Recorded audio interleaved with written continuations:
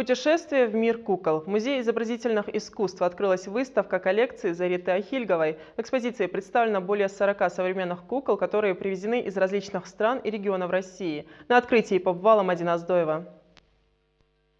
Зарита Ахильгова собирала свою коллекцию многие годы, более 50 кукол из разных стран. А началось все с этой яркой фигурки американской девушки, подаренной 10 лет назад. Теперь она вместе с десятками сестер из гипса, картона, пластика и фарфора радует глаз посетителей музея ИЗО. Мне как-то подарили вместо цветов, можно сказать, вместо духов, куклу. Вот, и я даже могу сказать, что эту куклу я любила как маленького ребенка. Куклы выставлены за стеклянными дверцами. Отражение передает всю таинственность их мира, словно приглашая в сказочное путешествие.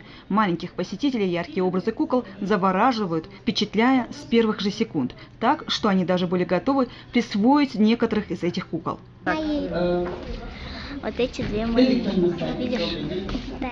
Мне понравилась вот эта кукла, потому что у нее такой необычный вид, и она еще с младенцем.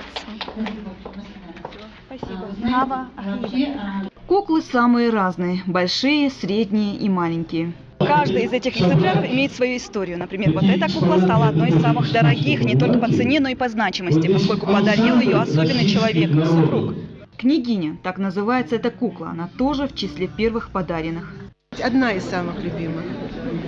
Я могу вам ее даже показать. Да. Это вот эта кукла.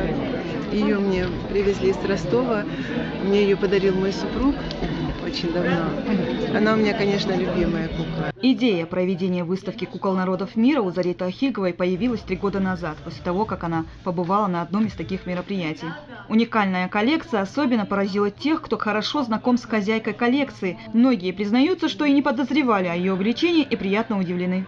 Я гадал и думал, вернее, мыслил, что же за выставка у нее. Хорошо, я знаю, стихи ее знаю, прозы знаю, как писательницу знаю. Что же за выставка у нее, я думал.